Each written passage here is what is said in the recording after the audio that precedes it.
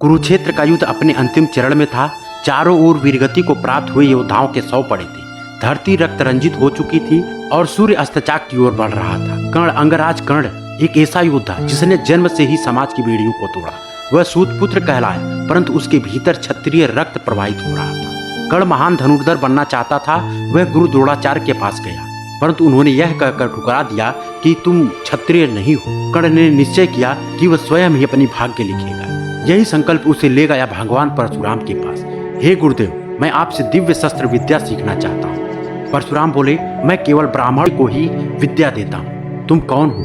गुरुदेव, मैं एक ब्राह्मण हूँ, मुझे अपना शिष्य बना लीजिए। परशुराम ने उसे स्वीकार कर लिया। कर्ण ने परशुराम से वह दिव्यास्त्र और ब्रह्मास्त्र का ज्ञान प्राप्त किया जिसे जानकर वह संपूर्ण पृथ्वी पर अपराजेय बन सकता था। कर्ण ने परशुराम से विद्या प्राप्त की, लेकिन एक दिन उसका छल उजागर हो गया। कर्ण परशुराम के चरण दबा रहा था, तभी परशुराम को उसकी जांघ पर कठोर सा महसूस हुआ। यह था कर्ण का कवच, जो केवल क्षत्रिय के पास हो सकता था। परशुराम क्रोधित होकर बोले, कर्ण, तूने मुझसे अपनी जात क्यों छुपाई? तू ब्राह्मण नहीं है, तू क्षत्रिय या सूतपुत्र है। तूने छल किया। इस छल के दंड स्वरूप मैं तुझे शाप देता हूँ। जब तू अपने जीवन की सबसे बड़ी लड़ाई लड़ेगा, तब तू इस दिव्यास्त्र का प्रयोग नहीं कर सकेगा। गुरुदेव, मुझे क्षमा करें, मैंने ऐसा केवल ज्ञान प्राप्ति के लिए किया था।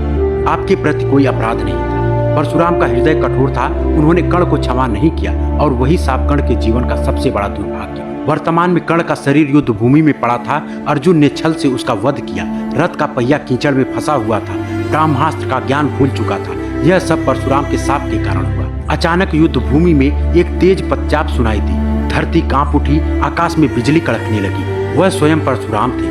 उनके मुख पर अपार तेज था, पर हृदय में गहन शोक और आंखों में ज्वालामुखी जैसा क्रोध। कर्ण, मेरे शिष्य, मैंने तुझे शाप दिया था और उसी शाप ने तेरा जीवन ले लिया। पांडवों, क्या यही है तुम्हारा धर्म, एक निहत्थे योद्धा को मारना?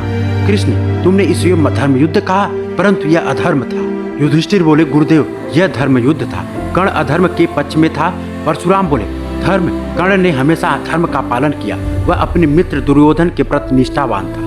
तुम लोग 5 थे और वह अकेला था, फिर भी छल किया। क्या यही धर्म है? श्री कृष्ण बोले, गुरुदेव, कर्ण महान था, परंतु यह युद्ध धर्म की स्थापना के लिए था। यह सब नियति थी।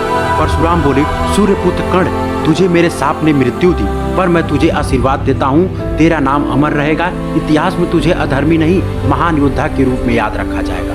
तुझे सूर्यलोक की प्राप्ति होगी। इतिहास की किताबों में कर्ण का नाम अमर हो गया। कर्ण, जिसने धर्म और अधर्म के बीच खड़ी रेखाओं को तोड़ा और सूर्य के समान तेजस्वी बनकर रह गया। तो दोस्तों, इस कहानी से आपको क्या सीख मिलती है, आप लोग कमेंट करके जरूर बताइएगा।